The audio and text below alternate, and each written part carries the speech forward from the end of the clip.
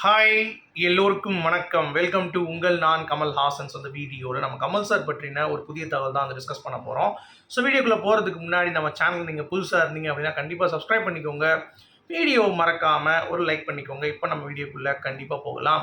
So இன்றைக்கி Kamal sir வந்து பார்த்தீங்கன்னா ஒரு சரியான ஒரு ஸ்டேட்மெண்ட், அதாவது ஒரு பிரச்சனை விஷயம் தான். ஸோ அவருக்கு வந்து பண்ணியிருக்காரு அப்படிங்கிறது தான். ஸோ யார் அப்படின்னு சொல்லி பவன் கல்யாண் அவர்கள். ஸோ அவர் வந்து எந்த ஒரு பொசிஷனில் இருக்காருங்கிறது தெரியும். ஸோ கமல் சாருடைய கொள்கையிலையும் சித்தாந்தத்திலையும் கண்டிப்பாக சம்மந்தமே கிடையாது. பட் அவர் ஒரு பேட்டியில் சொல்லியிருந்தார், இந்த மாதிரி கமல் சார் வந்து நான் பார்த்தேன் அப்படின்னா கண்டிப்பாக பிளெஸிங்ஸ் வாங்கணும் அவர்கிட்ட கூடிய சீக்கிரம்.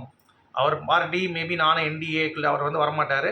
பட் இருந்தாலும் எனக்கு வந்து பார்த்தீங்கன்னா ரொம்ப ரொம்ப ஹாப்பியான ஒரு மூமெண்ட்டாக இருக்கும் அவர்கிட்ட இருந்து ஒரு சின்ன பிளெஸிங்ஸ் வாங்கினா. ஏன்னா அவர் அவ்வளோ தூரம் வந்து எனக்கு ஃபோன் பண்ணி அவ்வளோ சூப்பராக வந்து பேசினார் அப்படின்ற மாதிரி சொல்லியிருந்தார். இப்போது அவருடைய பர்த்டேக்கு வந்து பார்த்தீங்கன்னா கமல் சார் வந்து கால் பண்ணி பேசியிருக்காரு. அது மட்டும் இல்லாமல் ட்விட்டரில் ஒரு போஸ்டையும் வந்து போட்டு இந்த மாதிரி ஹாப்பி பர்த்டே அப்படின்ற மாதிரி வந்து அவர் வந்து சொல்லியிருக்காரு அப்படிங்கிறது தான். So that is very very very good.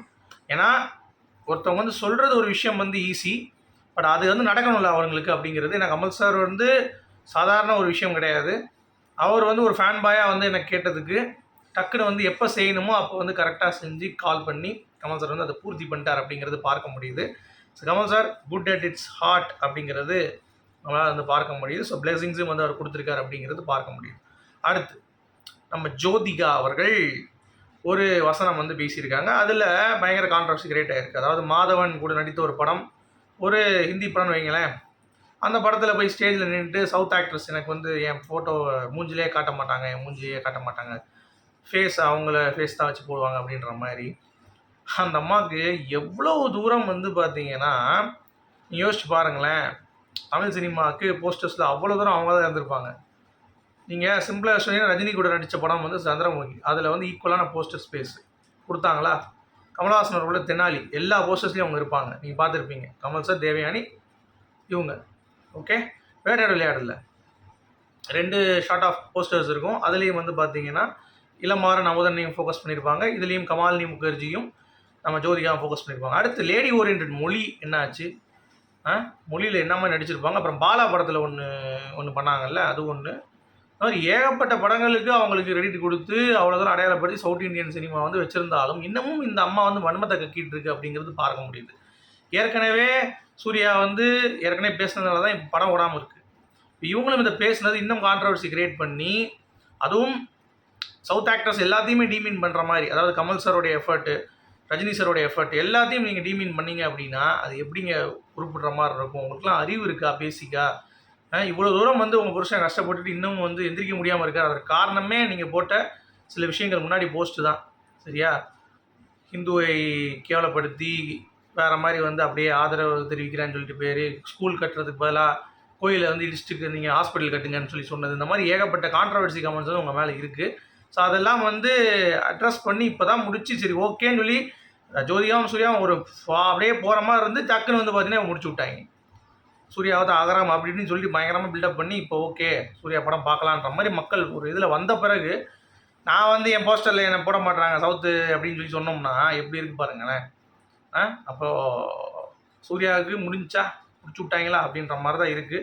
So இதை நீங்கள் எப்படி பார்க்குறீங்க அப்படிங்கிறத கண்டிப்பாக கமெண்ட் செக்ஷனில் சொல்லுங்கள். அடுத்து கனடா ஃபிலிம் ஃபெஸ்டிவலுக்கு கமல் சார் போகலை, உடனே ஹேட்டர்ஸ் வந்துட்டாங்க. அது எப்படி நீங்கள் வந்து போக மாட்டீங்க? உங்கள் படம் அமரன் தான் வாங்குது, அப்போ நீங்கள் போக மாட்டீங்களா?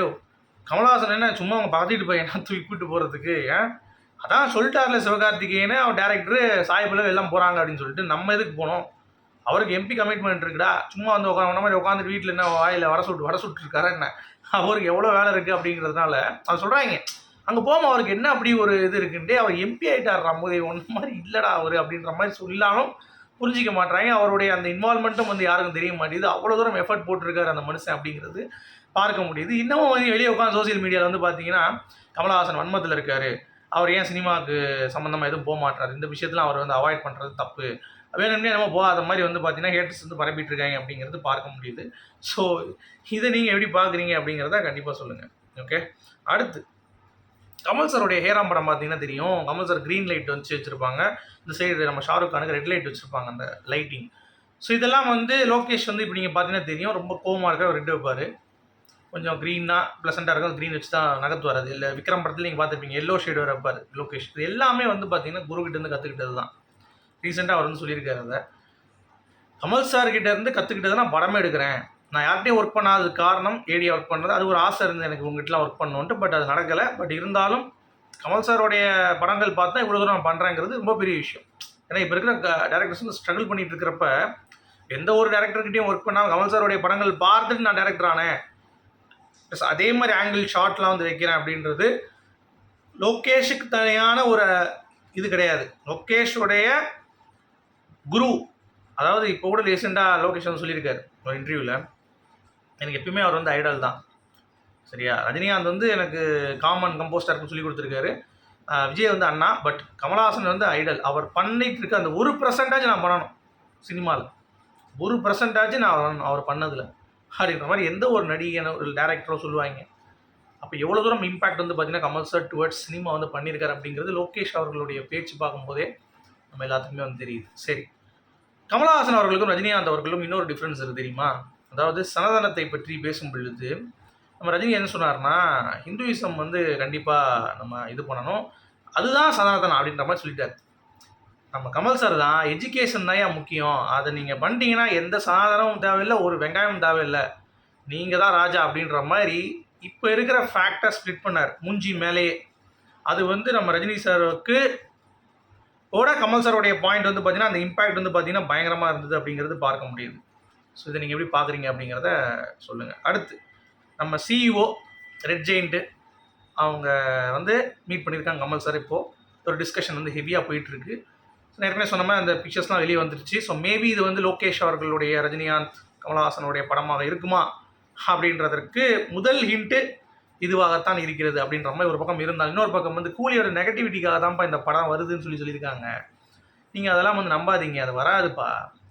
கூலி ரொம்ப நெகட்டிவாக போனதுனால டக்குன்னு ரஜினி கமலும் சேர்ந்து நடிக்கிறாங்கன்னு சொன்னோடனே அது ஓகே ரைட், அது கொஞ்சம் பாலிஷ் ஆகிடுச்சு. அதுக்கடுத்து அப்படியே எந்திரிக்குன்னு பார்த்தாங்க, எந்திரிக்கலை. ஸோ அதனால் அப்படியே விட்டானுங்கன்ற மாதிரி சொல்கிறாங்க. எனக்கு தெரிஞ்சு பார்ப்போம், நம்ம எதுவுமே வந்து கணிக்க முடியாது அப்படின்றதுனால ஸோ வெயிட் பண்ணி பார்க்கலாம். ஓகே, அடுத்து நம்ம பிக் பாஸ் சீசன் 9 தமிழுக்கு பப்ளிக் ஒப்பீனியன் எடுத்திருக்காங்க. கமல்ஹாசனா விஜய் சேதுபதியா ஏன் அப்படின்னு சொல்லி கேட்கும்போது மக்கள் வந்து பெருமளவு கமல்ஹாசன் அவர்கள் வந்தால் தான் நல்லா இருந்திருக்கும், விஜய் சேதுபதி அவர்கள் இம்பேக்ட் வந்து எனக்கு சரியாக பண்ணல அப்படின்னு சொல்லாமல் இவர் தான் பெஸ்ட்டு அவரை கம்பேர் பண்ணும்போது அப்படின்ற மாதிரியே பெஸ்ட் போயிட்டாங்க. இவர் வந்து இன்னும் இம்ப்ரூவ் பண்ணணும், இன்னும் ஸ்கில்ஸ் நிறையா மாற்றணும், கண்டஸ்டன்ஸ் மரியாதை கொடுக்கணும் அப்படின்ற மாதிரி ஏகப்பட்ட விஷயங்கள் அதை வந்து பார்த்தீங்க அப்படின்னா அவங்க சொன்னாங்க அப்படிங்கிறது பார்க்க முடியும்.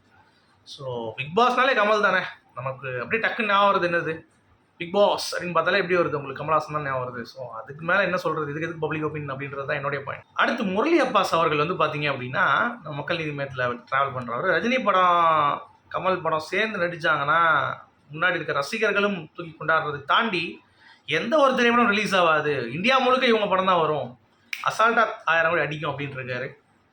முதல் நடக்கட்டும் ஜி, அப்புறம் பேசுவோம் அப்படின்னு சொல்லிட்டு உங்களுடைய கருத்துக்கள் சொல்லுங்கள். மீண்டும் சந்திப்போம். Good bye.